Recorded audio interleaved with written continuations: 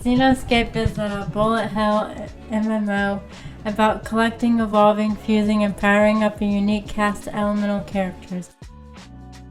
This game's purpose is to provide a satisfying, progressive, and challenging journey to experience alongside friends. The baseline mechanics for this game are very similar to other MMO bullet hell games. You dodge, shoot, and use abilities. Progression is achieved through gaining XP and new equipment from monsters in the overworld and dungeons. Progression is rewarded not only by increasing a player's stats, but also giving them access to new tools and potential. There is a lot of freedom in the class building of this game. Characters can also evolve in order to have access to higher stats, maxes, and new look. Characters can also ascend past this point by fusing two characters together in order to create a fusion with access to all the abilities and weapons of both the fused classes. In Xenoscape, the character is everything. Collecting and fusing characters is a large part of progression and grind in Xenoscape. The most difficult dungeons in the game can only be conquered with the strongest of characters.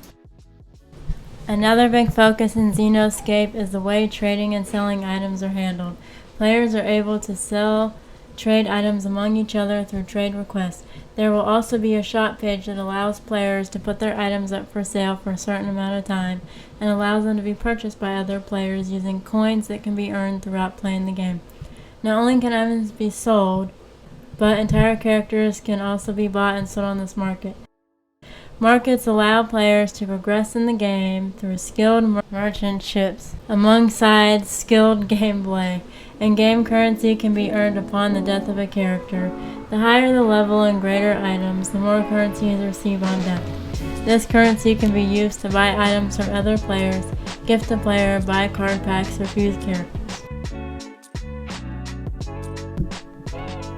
Packs of cards can be purchased with in-game currency to earn more characters and special items. You can buy these packs of cards with the currency you earn from dying or currency bought with real money.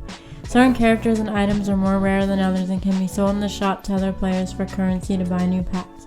All characters can be earned through these packs, but once the character dies, it is removed from the box.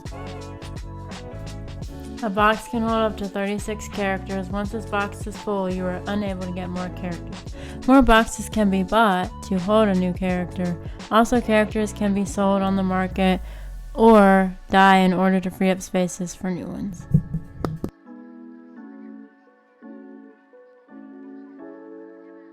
There is a huge cast of characters in Xenoscape, all with unique abilities and strengths. There are 9 base evolution lines, which determine weapon and ability of each of the classes in this game. These 9 base classes can be combined into unique classes that are able to use the abilities and weapons of both of the combined classes. Each of these 9 base classes is a 3 evolution line, and a combination of these classes 2 evolution lines. So for example, you have a Ness, the water class, and a Kajasaur, the plant class. Both of these characters can be evolved into their final evolutions through leveling in the world and completing challenges. These characters can then be combined together to give a more rare and powerful combination of the 2 classes. The final evolution of these characters can be combined to create a Flipasaur, which has access to both water weapons and plant weapons. Among with this can be accessed both plant abilities and water abilities.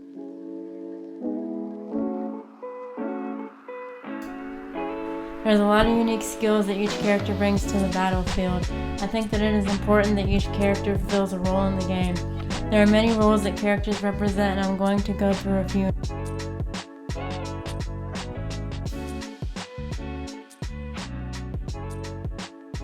First off is water. The Ness Ice line fills the roles of both rushers and sustainers. Water characters have the ability to perform a short dash. This dash can be used to reposition, flank enemies, heal your character, and save other characters from being hit. While performing the dash, water characters are healed by all of the bullets they collide with. This provides some interesting opportunities for teamwork, such dashing through heavy hitting bullets of bosses to save team members. Water characters are all about risk and reward. Each dash presents a risk, and if not carefully positioned, could land you in a bad spot.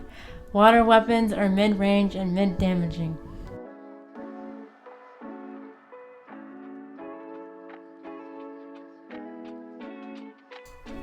Another role is fire. Fire characters are all about dealing damage. They are stacked with high damage potential but limited by the range of their weapons and ability. This class presents a risk in dealing damage but provides the reward in the amount of damage that it can dish out. Fire characters hold fire singles and power spells that allow you to unleash fire and burn enemies over time. This slows down enemies and deals large amount of damage. Fire weapons have long range, but their accuracy suffers. Each shot from a fire bullet is spread in a random direction like a gunshot. It can deal a lot of damage at long range, but only if you are lucky and accurate. Entering close range ensures that these strikes all land, and you are able to use your fire sigil on enemies.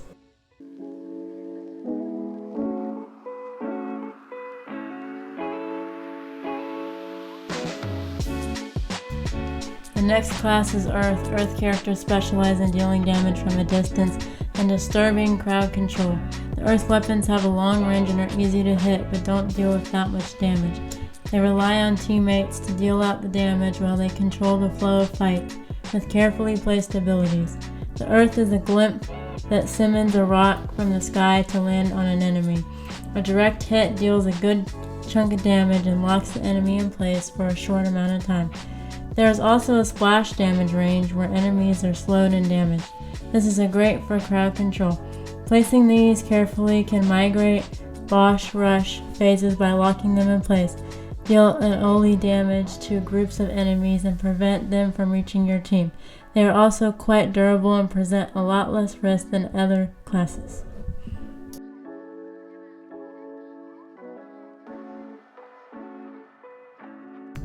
The last class that is currently implemented in the game is the plant classes. Plant characters have low and damaging mid-range weapons that can pass through enemies. Their real damage potential lies in stacking huge groups of minions to deal damage and distract enemies. This class excels in versatility and can fill roles from damage to healer depending on which minions you choose to spawn. Some minions can heal players while other types are able to attack enemies and deal a lot of damage. They are a welcome addition to any team due to the amount of potential a good player can provide by being well prepared for the dungeon ahead. MMOs are particularly challenging to make and take a lot of time to get working correctly. There is a lot of ideas I have for the future of this game, such as PvP dungeons where two teams spawn on opposite sides of the dungeon and meet to battle each other alongside a boss fight. A lot of elementally themed dungeons, more abilities for the remaining classes, 5 classes, and much more. I would love to hear your input and any ideas you have for the future of this game.